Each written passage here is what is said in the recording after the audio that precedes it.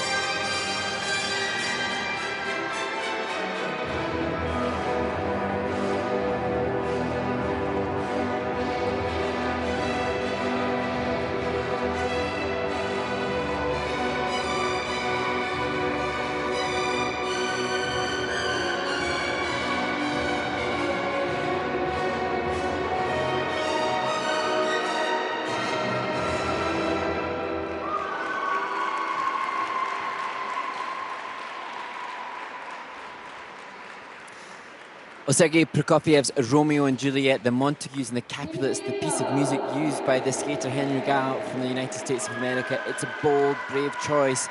And I actually think that Henry GAO really committed to the storytelling. Choreography, it's either by Adam Blake or Olga Ganasheva, one of his coaches, but great piece.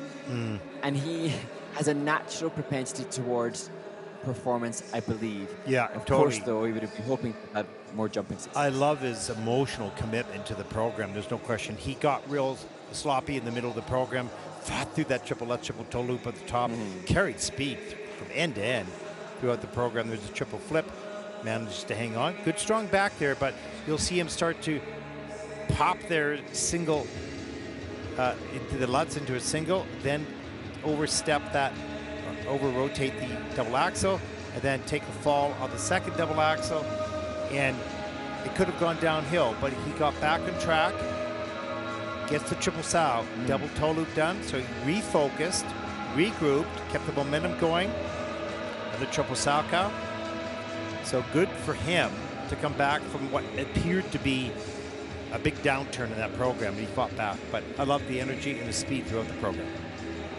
It's good work. Yeah, and Henry was just a novice competitor last year, so it's a big step up to go from novice domestic events to international junior events. But you can see why US figure skating, you know, they will too represent the potential of the skater, and you know, I think Henry absolutely has it, and he comes from, you know, great rank. Olga Ganasheva, Alexei Letov, Boyko Alexeyev, these coaches who, you know, working with Sophie Jolene von Pelton. There are lots of great skaters coming out of that stable, and also different characters coming out of the stable as well, which I always appreciate when their coaches producing good skaters but with a different stylization, like giving them that individuality.